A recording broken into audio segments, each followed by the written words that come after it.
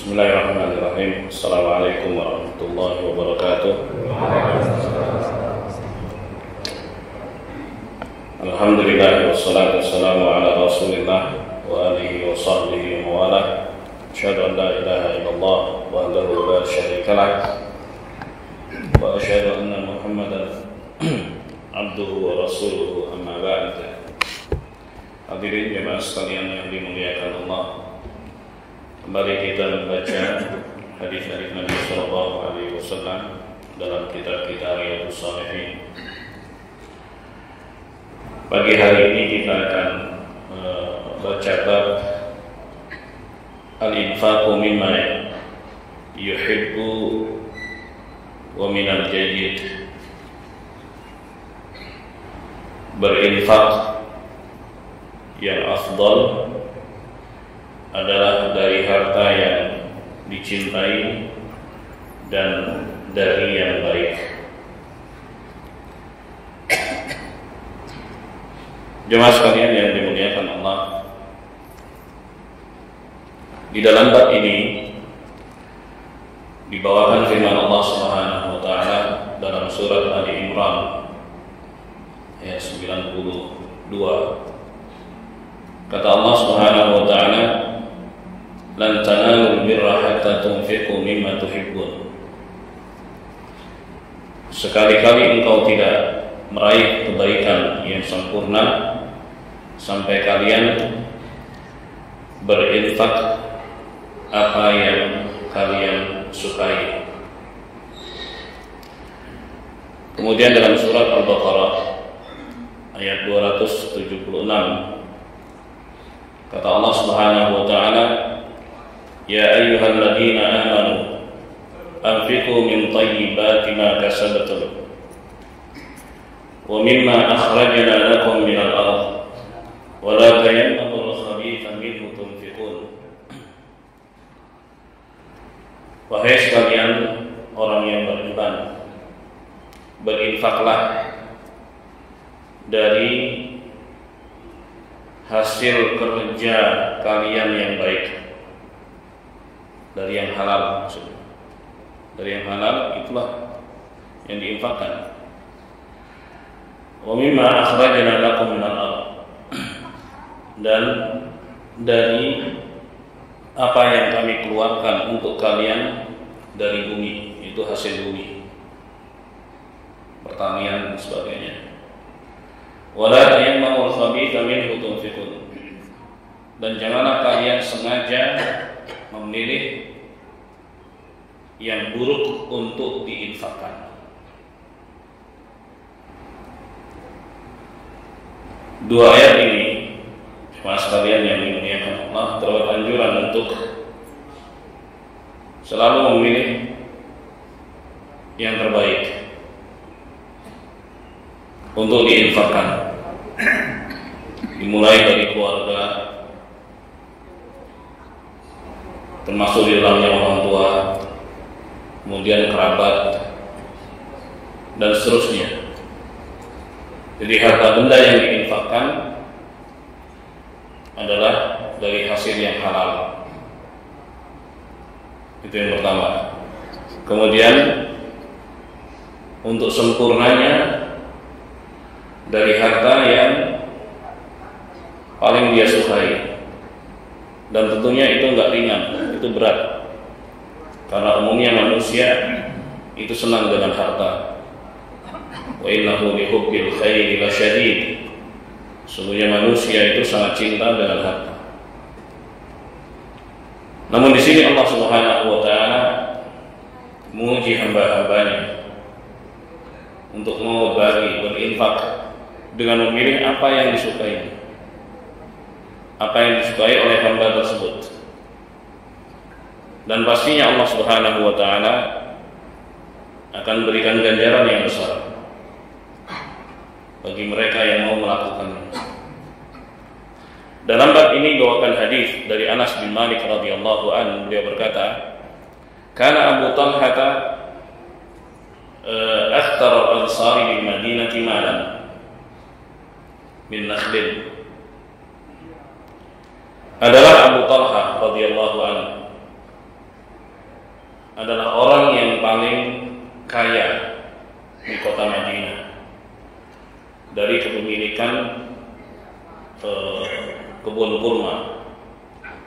Wa kana ahabbu amwalihi ilaihi Bayruha, dan harta yang paling dia cintai adalah Bayruha. Bayruha itu kebun kurma di belakang Masjid Nabawi. Bayruha itu ya sekarang ini, Masjid Nabawi sekarang ini, karena Masjid Nabawi itu dulunya kan kecil, hanya bagian depannya saja. Bagian belakang itu kebun kurma milik Abu Talha. Ya. Baik. Wa kanat mustaqbilal masjid, dan posisi Bayruha itu menghadap ke masjid. Itu posisi yang di belakang itu. Jadi menghadap ke masjid. Wa kana Rasulullah sallallahu alaihi wasallam yadkhuluha wa yashrabu min ma'in fiha tayyib. Dahulu Nabi sallallahu alaihi wasallam suka untuk masuk ke kebun itu teduh. Jadi jemaah, kota Madinah yang panas, ya, begitu seorang masuk ke dalam kebunnya itu terasa adem, teduh. Walaupun di musim panas sekalipun tetap terasa teduh. Sampai sekarang, ya, sampai sekarang. Begitu masuk ke kebun kurma itu terasa teduh. Masya Allah. Jadi Nabi itu suka masuk ke kebunnya Abu Talha radhiyallahu anhu. Beliau minum air yang segar di situ. Ya pastilah kebun itu pasti ada air. Karena tanpa air nggak tumbuh. Berarti sudah ada air di situ. Dan airnya segar, masya Allah.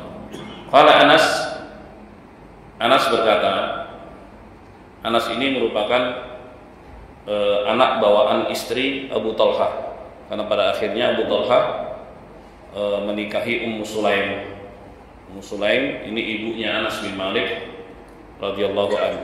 Dan Ummu Sulaim inilah yang menyerahkan Anas ketika berumur 10 tahun untuk menjadi asisten Rasulullah SAW ketika beliau baru tiba di kota Madinah untuk hijrah. Langsung serahkan, ya Rasulullah, khawaidimuk. Wahai Rasulullah, ini adalah asisten kecilmu untuk bantu-bantu apa yang kau butuhkan, wahai Rasulullah. Nah, adapun Malik, bapaknya Anas, kafir, dia kabur pergi ke utara, ya, ke arah negeri Syam. Baik. Pada akhirnya Abu Talha menikahi Ummu Sulaim. Jadi hubungannya dekat sekali antara Abu Talha dengan Anas bin Malik radhiyallahu anhu. Anas berkata, "Falamma nazalat hadhihi al-ayat."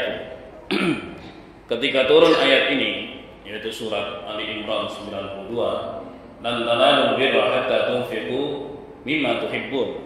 Sekali-kali kalian tidak meraih kebaikan yang sempurna sampai kalian berinfak apa yang kalian sukai. Ketika ayat ini turun, qama Abu Talha. Perhatikan bagaimana semangatnya mereka untuk mengamalkan ayat-ayat dan petunjuk-petunjuk Allah Subhanahu wa taala. Semangat sekali para sahabat. Begitu dengar, ya, petunjuk dari Allah langsung kerjain tanpa ada penundaan. Qama Abu Talha ila Rasulillah sallallahu alaihi wasallam. Langsung Abu Talha bangkit menemui Rasulullah sallallahu alaihi wasallam. Maka lalu Abu Talha berkata, "Ya Rasulullah, inna Allah ta'ala anzala 'alaika lan tanalul birra hatta tunfiqu mimma tuhibbun." Wahai Rasulullah, sungguhnya Allah Subhanahu wa taala telah menurunkan sebuah ayat kepadamu, sekali-kali kalian tidak akan meraih kebaikan yang sempurna sampai kalian berinfak apa yang kalian cintai. Wa inna ahabba mali ilayya Bayruha. Dan sungguhnya hartaku yang paling aku cintai adalah Bayruha, kebun kurma itu, wahai Rasulullah. Wa innaha shadaqatun lillahi, dan sekarang itu menjadi sedekah karena Allah. Coba bayangkan jemaah, betapa sigapnya para sahabat Rasulullah SAW, ya, untuk segera mengamalkan apa yang mereka ketahui. Arju birraha wa dukhraha indallahi ta'ala. Aku berharap mendapatkan hasil baiknya dan berharap simpanannya di sisi Allah Subhanahu wa taala. Fadha'ha ya Rasulullah haitsu araka Allah. Maka ya salurkan wahai Rasulullah sebagaimana petunjuk Allah Subhanahu wa taala kepadamu. Baik.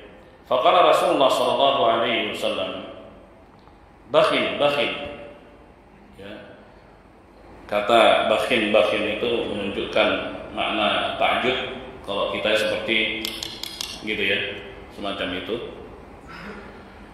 Lalu Rasulullah mengatakan dzalika malun rabih. Ya. Ini adalah aset yang menguntungkan. Ini adalah aset yang menguntungkan, kata Rasulullah. Karena sesungguhnya harta manusia yang sungguhnya dan yang kekal itu adalah apa yang dibelanjakan di jalan Allah Subhanahu wa taala. Harta manusia itu ada 3. Yang pertama, apa yang dimakan dan itu habis. Ya, yang kedua, apa yang dipakai dan usang. Yang ketiga, apa yang dibelanjakan di jalan Allah dan itulah yang kekal. Adapun yang masih di rekening itu bukan harta dia. Ya, yang masih di rekening atau dalam bentuk aset-aset apa begitu itu bukan harta dia. Jadi harta seseorang itu yang dia nikmati. Kadang orang punya banyak aset tapi dia nggak bisa menikmatinya. Itu bukan harta dia. Percuma aja selama ini capek-capek, tapi dia nggak bisa menikmatinya. Jadi Rasulullah yang menerangkan kepada kita apa yang dimaksud dengan harta kita. Saya ulangi, yang kita makan dan itu habis. Yang kedua yang kita pakai, apa saja yang kita pakai, bisa itu pakaian, kendaraan dan sebagainya, dan itu akan usang. Yang ketiga, yang dibelanjakan di jalan Allah Subhanahu wa taala dan itulah yang kekal. Sebab itu Nabi Shallallahu alaihi wasallam pernah berkata kepada para sahabatnya, kalian ini lebih suka dengan harta ahli waris kalian daripada harta kalian sendiri. Para sahabat memahaminya begini, nggak mungkin. Enggak wahai Rasulullah, nggak mungkin. Kami lebih suka harta kami sendiri daripada harta ahli waris. Harta ahli waris seperti anak dan seterusnya, ya kan? Kami lebih suka dengan harta kami sendiri wahai Rasulullah. Bagaimana mungkin kami suka dengan harta ahli waris?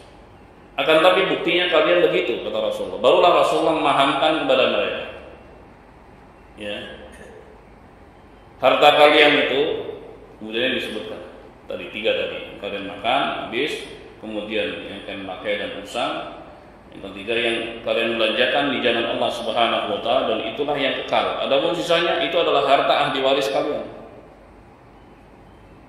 Dan itulah yang akan dibagikan kepada ahli waris kalian. Itu bukan harta kalian.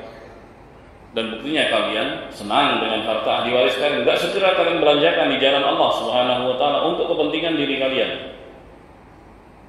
Oleh sebab itu, Rasulullah sallallahu alaihi wasallam adalah orang yang paling dermawan. Orang yang paling dermawan.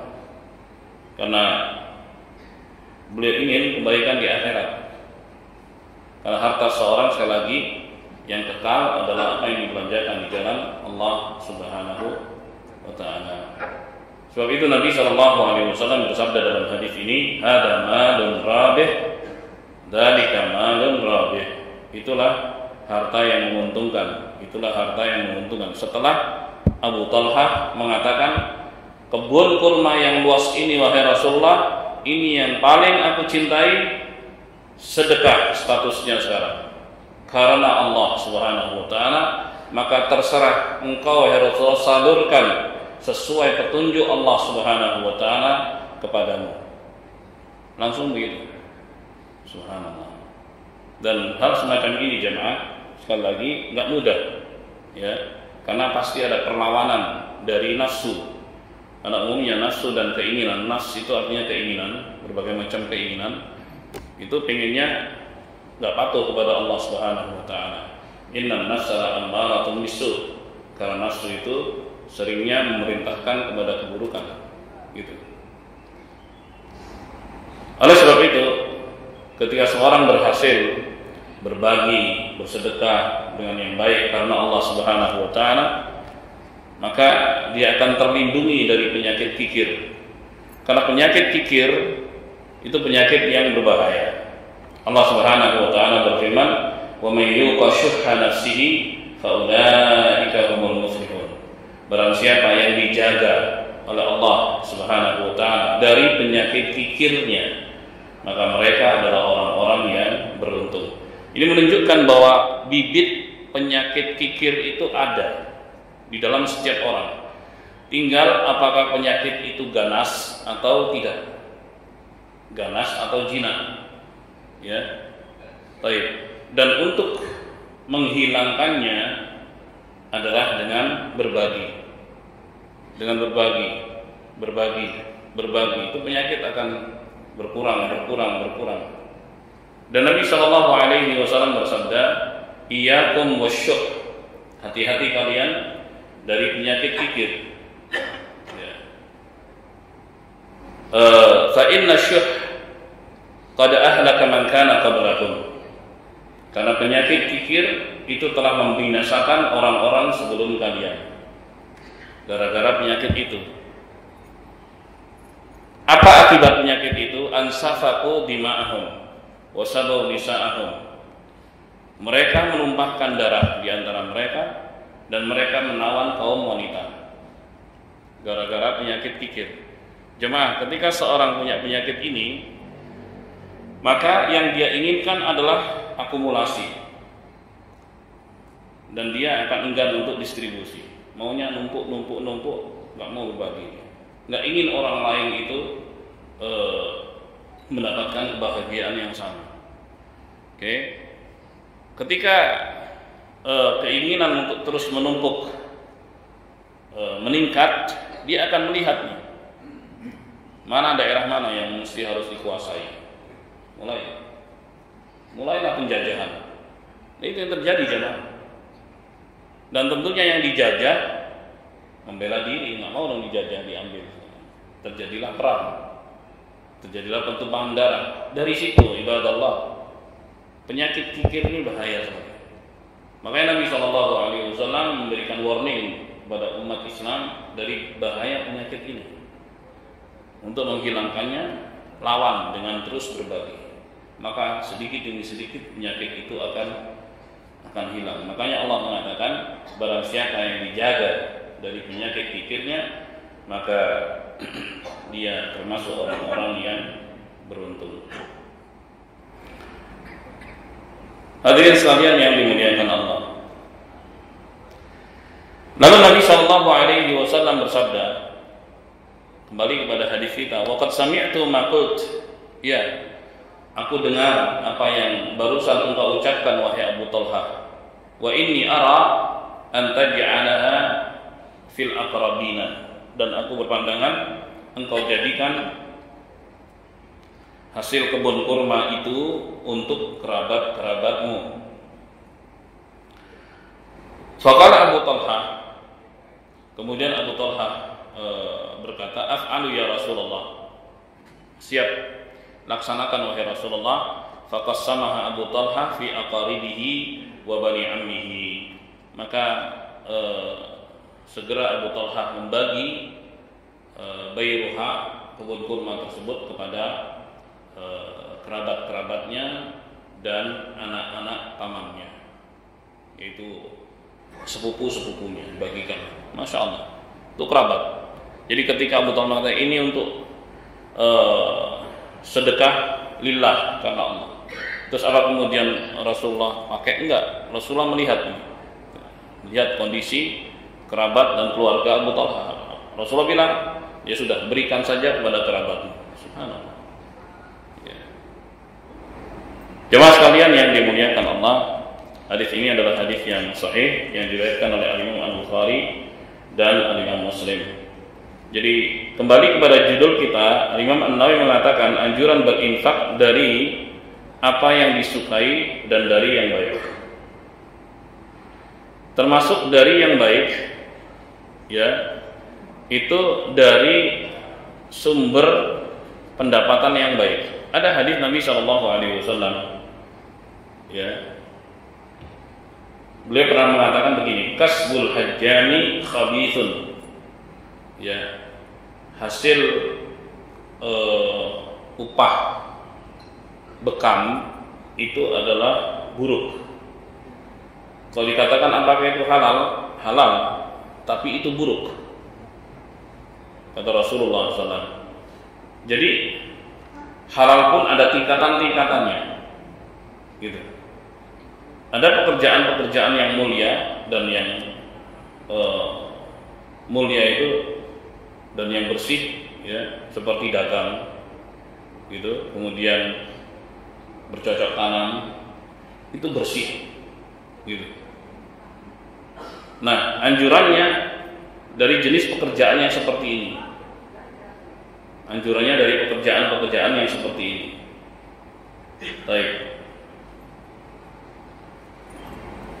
Dan disebut rabi atau buruk bukan berarti haram. Upah dari pembekaman gitu. Baik. Sampai-sampai Nabi Shallallahu Alaihi Wasallam mengatakan, "Lau kana kasbul hajjami haraman ma'atahu Nabi Shallallahu Alaihi Wasallam ujratah." Seandainya ongkos bekam itu haram, maka Nabi Shallallahu Alaihi Wasallam nggak mungkin memberikan upahnya kepada pembekam. Beliau kasih upahnya. Dan Nabi Shallallahu Alaihi Wasallam pernah berbekam dan dia pernah memberikan upah kepada pembekamnya. Nah, akan tapi Nabi Shallallahu Alaihi Wasallam, ya, menyebut upah pembekaman itu sebagai mata pencaharian yang kurang baik. Ya, sekali lagi bukan karena haram, bukan. Baik, tapi Nabi SAW menyebutnya demikian.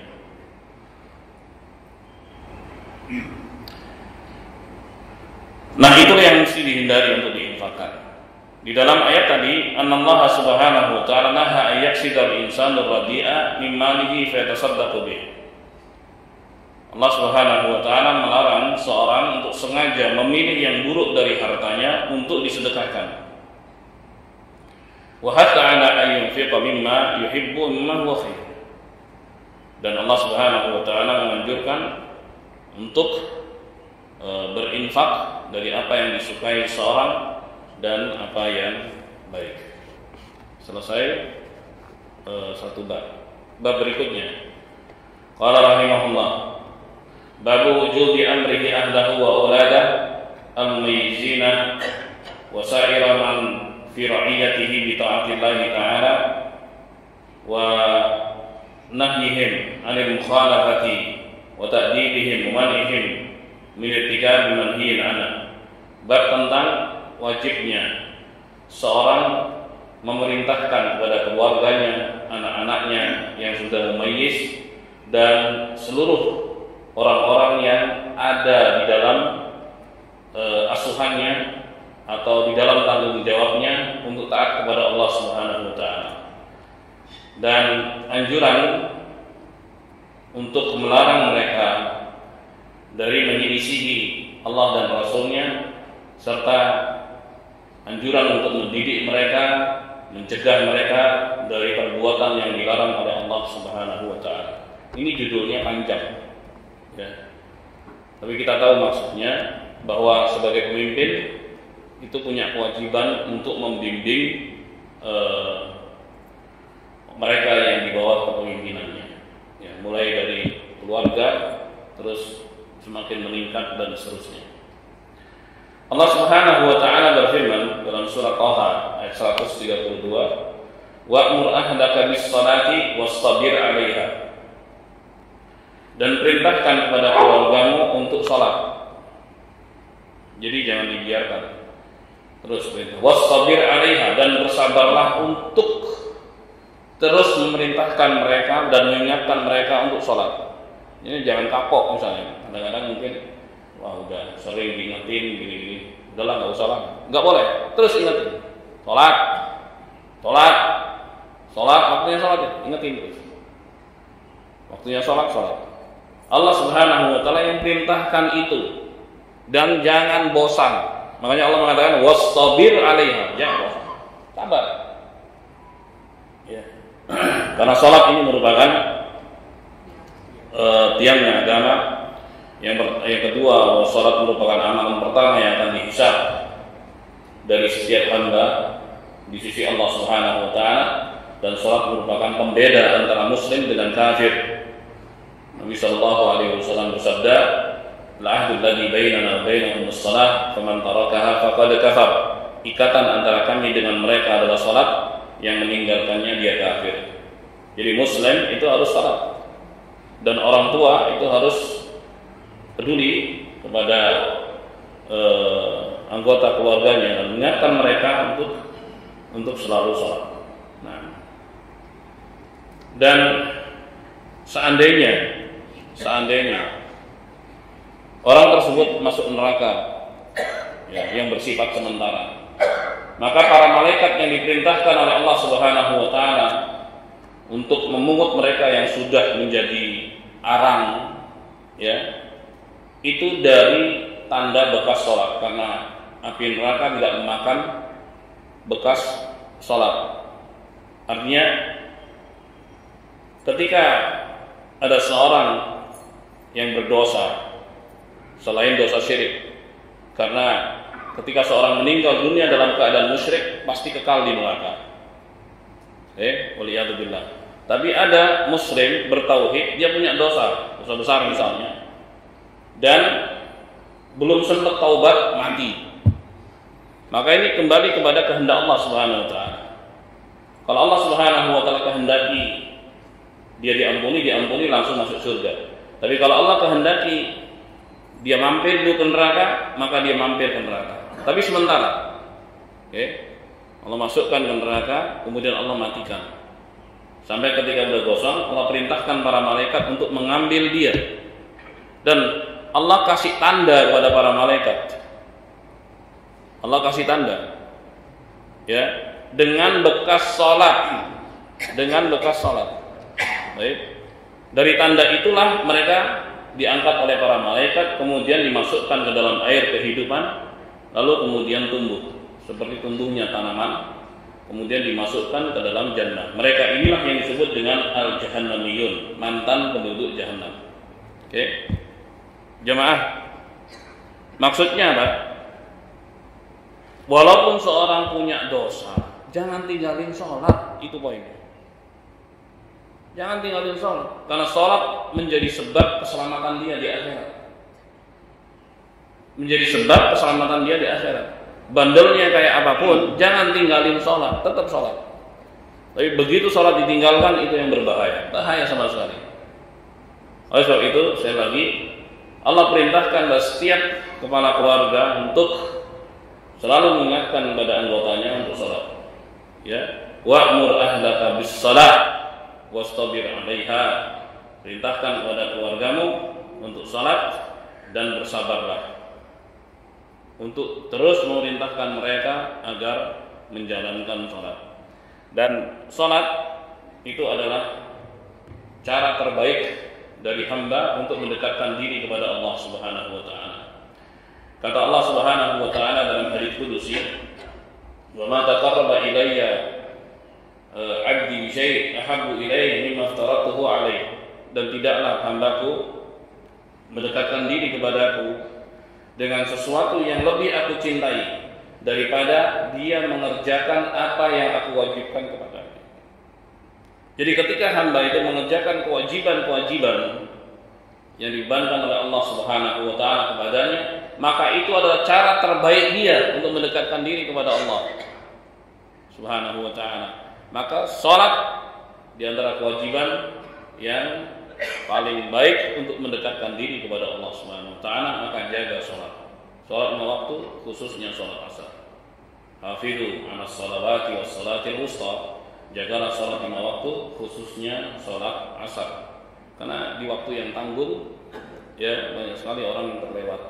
Maka Allah perintahkan khususnya salat asar. Baik. Kemudian dalam surat At-Tahrim ayat 6, kata Allah Subhanahu wa taala, "Ya ayyuhalladzina amanu qu anfusakum wa ahlikum nar." Wahai sekalian orang yang beriman, jagalah diri kalian dan keluarga kalian dari api neraka. Ali bin Abi Thalib radhiyallahu anhu menafsirkan, "Addibuhum," didik mereka dengan ajaran Islam, wa 'allimuhum, dan ajari mereka dengan ajaran Islam. Jadi begitu cara menjaga diri dan keluarga dari api neraka. Diberikan pendidikan Islam kepada mereka. Dikenalkan aturan-aturan Allah Subhanahu wa taala pada mereka. Ini yang halal, ini yang haram, ini perintah, ini larangan. Ya, dari hal-hal yang pokok seperti rukun Islam, ya. Terus dikenalkan bagaimana cara Nabi SAW mengerjakannya. Ya. Karena Nabi mengatakan, "Shallu kama ra'aitumuni usolli," salatlah sebagaimana kalian melihatku salat. Dan para sahabat melihat langsung Nabi SAW salat, kemudian meriwayatkannya sampai kepada kita. Kita tinggal mempelajarinya saja. Kemudian mengamalkannya sebagaimana petunjuk mereka. Nah, kemudian dalam bab ini bawakan hadis yang pertama dari Abu Hurairah radhiyallahu anhu. Beliau mengatakan, "Akhadha al-Hasan ibnu Ali radhiyallahu anhu tamratan min tamri sadaqati faja'alaha fi fihi." Ya. Kata Abu Hurairah, semoga Allah meridainya, suatu ketika Al-Hasan bin Ali bin Abi Thalib, itu cucu Nabi sallallahu alaihi wasallam, itu mengambil sebutir kurma sedekah. Jadi ada kurma sedekah. Jadi sedekah itu dalam bentuk kurma yang sudah dimasukkan ke lumbung atau tempat-tempat penyimpanan, nanti dibagi-bagikan kepada orang yang membutuhkan kan gitu.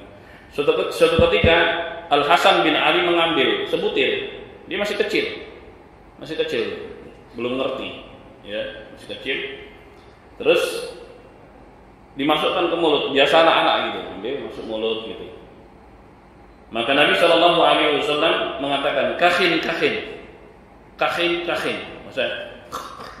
maksudnya irmi biha, lepeh, dilepeh, suruh dikeluarin gitu. Ya. Terus Nabi mengatakan, "Ama alimta anna la na'kulus sadaqah." Tidakkah engkau tahu bahwa kita itu dilarang untuk makan harta sedekah? Ya, baik itu sedekah wajib berupa zakat atau sedekah sunnah. Jadi keluarga Nabi SAW itu dilarang untuk menerima sedekah. Haram. Allah Subhanahu wa taala yang mengharamkan. Ya. Karena sedekah bagi keluarga Nabi itu adalah kotoran. Dan keluarga Nabi enggak boleh makan kotoran. Nabi pernah mengatakan ketika bicara tentang sedekah, "Innama hiya awsakhun nas." Jadi sedekah itu kotorannya manusia. Jadi kita nih dapat duit, dapat harta. Ya, di dalam harta kita itu ada kotorannya. Nah, kotoran itulah yang harus dikeluarkan supaya kita sehat, harta kita sehat. Karena kalau kotoran itu nggak dikeluarkan, maka akan merusak harta kita. Begitu kata Nabi SAW. Jemaah sekalian yang dimuliakan Allah, analoginya, kita manusia, ya, itu pasti menyisakan ampas dan kotoran. Kalau kita ingin sehat, keluarin kotorannya itu. Ya, ketika seorang membuang kotorannya itu, dia nggak akan sayang-sayang, bahkan dia senang ketika dia buang. Nggak mungkin dia tengok dan sebagainya. Nggak, dia pasti akan senang ketika kotoran itu keluar. Maka begitulah mestinya ketika seorang bersedekah, karena itu kotoran, dan senanglah ketika kotoran itu terbuang dari harta kita, karena akan menjadi sehat. Gitu. Oleh sebab itu Nabi SAW tidak dibolehkan oleh Allah Subhanahu wa taala menerima harta sedekah, baik sedekah wajib yaitu zakat atau sedekah sunnah. Gitu. Begitu cucu beliau mengambil sebutir kurma, langsung beliau perintahkan untuk melepehnya. Kakhin. Tidakkah engkau tahu bahwa kita itu dilarang untuk memakan sedekah? Muttafaqun alaih. Wa fi riwayat anna la tahilluna sadaqah, bahwasanya tidak halal bagi kita memakan sedekah. Oleh sebab itu jemaah sekalian yang dimuliakan Allah, siapa yang mengaku sebagai keluarga Nabi SAW nggak boleh makan sedekah, haram hukum, ya kan? Karena sedekah itu tidak halal buat mereka. Nah, poinnya di sini Nabi SAW ketika melihat suatu kemungkaran, walaupun dilakukan oleh anak kecil yang belum ngerti misalnya, tetap dia lakukan. Misalnya nih kita ngelihat ada baby atau masih kecil lah makan, namanya baby, makan tangan kiri, gitu, tahan. Karena itu pernah dilakukan Nabi SAW. Jadi ada anak kecil ngambil makan pakai tangan kiri, lalu dimasukkan ke mulutnya. Wajar lah, biasa begitu anak kecil kan, anak-anak. Lalu pegang sama Nabi tangannya. Lalu beliau bicara apa? Setan memanfaatkan anak ini agar dia bisa makan. Karena ketika seorang makan dengan tangan kiri, jemaah, ya, itu setan yang ditugaskan untuk menyertainya, yaitu jin korin, jin penyerta. Dan jin tersebut adalah jin kafir. Setiap kita itu punya jin kafir, setiap kita yang selalu membisikkan kepada keburukan. Sampai pada Rasulullah SAW pun ada jin korinnya. Tapi dalam riwayat Muslim, Rasulullah mengatakan, akan tapi Allah Subhanahu wa taala memberikan pertolongan kepadaku untuk mengalahkan dia sampai akhirnya dia masuk Islam dan tidak memerintahkan kepadaku melainkan kebaikan. Nah, jin-jin korin ini yang disebut setan-setan ini, dia juga butuh makan, gitu.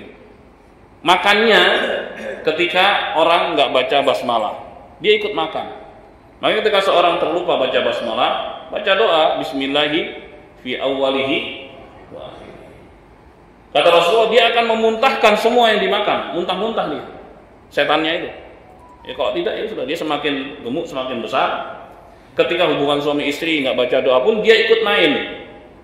Waliyadzubillah. Ketika makan dengan tangan kiri pun dia ikut makan. Oleh sebab itu hal-hal semacam ini yang terkesan remeh gitu, yang terkesan remeh jangan diremehkan.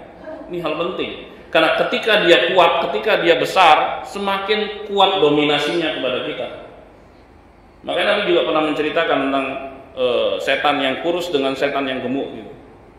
Yang satu dia selalu berdoa kepada Allah, minta pada Allah perlindungan dan sebagainya. Yang satu ya karena yang didampingi adalah manusia yang nggak tahu aturan Allah Subhanahu wa taala, makanya jadi gemuk gitu. Subhanallah. Jadi hal-hal semacam ini penting untuk kita ketahui. Kadang-kadang makan kita enak ya, kanan kiri, sendok garpu. Ya. Setelah itu nggak boleh ada lagi tangan kiri, kanan aja. Walaupun ngiris nanti tangan kanan makan, gitu. Jangan tangan kiri. Begitu tangan kiri digunakan untuk makan, maka setan ikut makan di situ. Nah, sekali lagi jamaah, walaupun itu pada anak kecil tetap diingatkan. Nabi SAW memberikan pelajaran-pelajaran bahkan kepada anak kecil sekalipun agar selalu berada di dalam bimbingan dari Allah Subhanahu wa taala. Nah,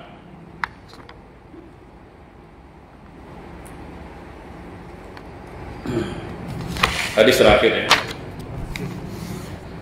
Qala rahimahullah wa an Abi Hafs Umar bin Abi Salamah Abdullah ibn Abdul Asad Rabibi Rasulullah sallallahu alaihi wasallam. Dari Abu Hafs namanya Umar bin Abi Salamah. Abu Salamah namanya Abdullah bin Abdul Asad. Rabibnya Rasulullah. Rabib itu anak bawaan Rasulullah. Jadi Abu Salamah dengan Ummu Salamah ini termasuk kaum muhajirin, ya, generasi pertama, bahkan pernah hijrah ke Habasyah. Ini dua orang suami istri baik ini, solehah. Kemudian setelah hijrah ke Madinah, sang suami meninggal, yaitu Abu Salamah. Kemudian sang istri berdoa, Allahumma jurni fi musibati wa khluf li khairan minha. Ya Allah, berikan ganjaran atas musibah yang menimpaku dan berikan ganti yang lebih baik.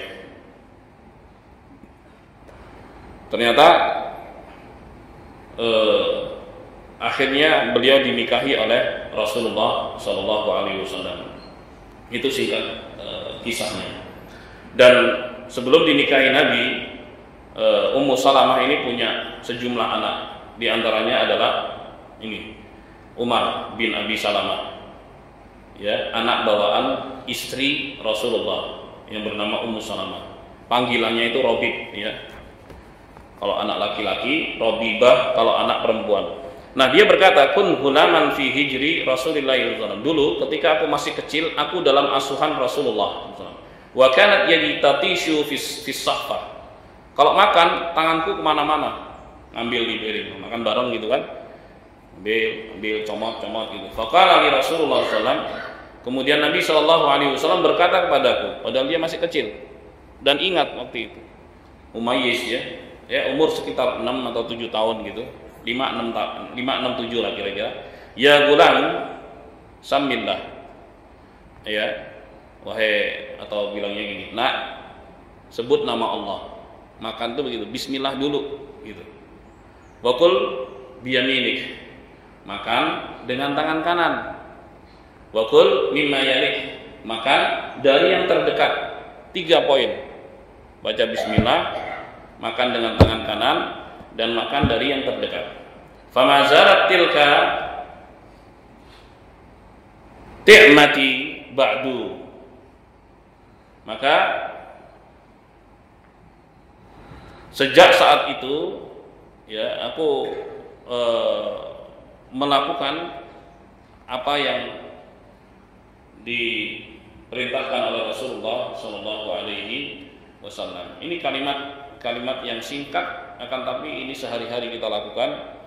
Maka ini juga menjadi petunjuk bukan hanya kepada Umar bin Abi Salamah, tapi kepada kita semua umat Rasulullah Muhammad Sallallahu Alaihi Wasallam. Poinnya, Nabi SAW tetap perhatian, ya, kepada anak-anak sekalipun. Kalau ada pelanggaran, dia ingatkan, yang baik begini, nah, yang buruk ini buruk, jangan dilakukan, dan seterusnya. Ya, apalagi kepada yang sudah besar, sebagai bentuk kepedulian beliau dan tanggung jawab beliau kepada keluarga. Alhamdulillahirabbil alamin. Inilah sejumlah bab dan hadis yang bisa kita baca pada hari ini. Walhamdulillahirabbil alamin. Sebelum ditutup, mungkin ada pertanyaan, 1-2 pertanyaan. Ini ada banyak silakan. Bapak, silakan. Waalaikumsalam warahmatullahi wabarakatuh.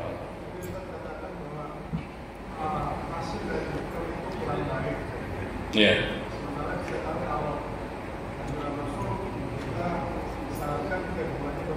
Iya. Iya.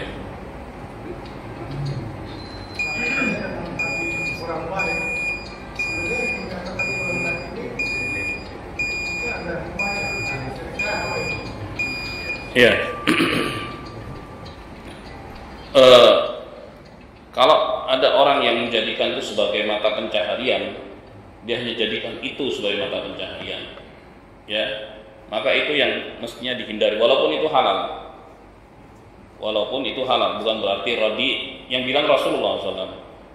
Ya, Rasulullah mengatakan bahwa ongkos bekam itu radi, nilainya rendah untuk dijadikan sebagai mata pencaharian utama. Itu maksudnya. Ya, Rasulullah bilang begitu. Terus gimana? Ya nggak dibenturin. Ya ini informasi aja, bukan untuk kemudian dibenturin. Informasinya dari Rasulullah begitu. Kasbul hajjami radi. Jadi ongkos bekam itu buruk atau lainnya, bukan berarti haram. Kata Ibnu Abbas mengatakan bukan berarti haram. Ibnu Abbas mengatakan kalau itu haram, Rasulullah nggak akan kasih upah. Rasulullah kasih upah, tapi hasilnya itu loh. Kalau dijadikan sebagai mata pencaharian utama, kan manusia punya mata pencaharian macam-macam kan ya. Kalau itu jadikan hal yang utama, jangan. Gitu. Jangan. Ada penjelasan. Sebagian mengatakan karena itu terkait dengan pengeluaran darah dan sebagainya. Allahu a'lam bishawab, itu alasan-alasan yang disampaikan. Tapi cukup dengan sabda beliau SAW itu sebagai paling tidak waspadaan aja. Bukan berarti haram. Karena tingkat penghasilan dan nilai penghasilan yang didapat seorang itu bertingkat-tingkat. Ada yang nilainya rendah, ada yang nilainya tinggi. Semakin dia bersih, ya, semakin betul-betul isinya tawakalan kepada Allah Subhanahu wa taala, maka nilainya tinggi.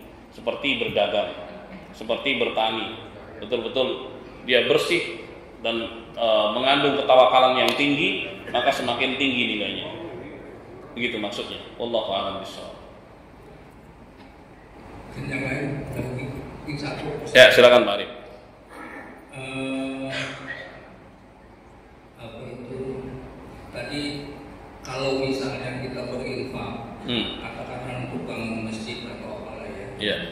itu ahli waris juga dapat ininya apa namanya? Pahalanya. Ahli waris. Kalau yang infak itu pasti, kalau ahli waris. Kalau misalnya yang infaknya meninggal, nah itu jatuh ke ahli waris. Oh, baik. Ketika seorang berinfak, ya, seperti wakaf gitu ya, wakaf untuk masjid dan dia bangun masjid, apakah ahli waris mendapatkan bagiannya? Maksudnya bagian pahalanya gitu? Jawabannya tidak. Itu khusus untuk dia. Biarlah mereka beramal dengan amalannya sendiri, gitu. Akan tetapi, jikalau ahli waris punya peran, nih poinnya nih. Misalnya gini, ini masjid dan tanahnya wakaf dari ayah dia yang sudah meninggal dunia. Kan di situ ada nadir. Nadir itu pengawas. Nadir wakaf itu pengawas peruntukan wakaf. Agar wakaf itu dilakukan sesuai dengan tujuannya. Kan kadang-kadang ada wakaf tapi diselewengkan. Nah, disitulah fungsi nadir atau pengawas. Ini nggak boleh nih. Kalau dia terlibat di situ ahli waris, ya, punya kebaikan, dia akan dapat kebaikan dalam rangka menjaga wakaf dari orang tuanya. Contoh, Utsman bin Affan radhiyallahu anhu sampai sekarang punya wakaf yang terjaga, padahal sudah 1400 tahun yang lalu sampai sekarang. Bahkan kebun kurma milik Utsman bin Affan, ya, itu menghasilkan kurma-kurma yang kemudian dibagikan di Haramain, Mekah maupun Madinah. Bahkan Utsman bin Affan punya rekening di bank. Ya, maksudnya bahwa harta yang dikumpulkan banyak tuh disimpan di situ. Tapi peruntukannya jelas untuk kaum muslimin, itu wakaf-wakaf yang luar biasa. Nah, mereka yang menjaga wakaf, aset wakaf tersebut sesuai dengan peruntukannya, tentunya mereka mendapatkan pahala. Siapapun dia, ahli waris ataupun bukan ahli waris. Demikian. Cukup ya. Alhamdulillah. Terima kasih atas segala perhatiannya. Mohon maaf atas kurangnya. Semoga Allah selalu memberikan taufik hidayah pada kita semua dan menyelamatkan kita di dunia maupun di akhirat. Amin ya rabbal alamin. Subhanakallahumma wa bihamdik, asyhadu an la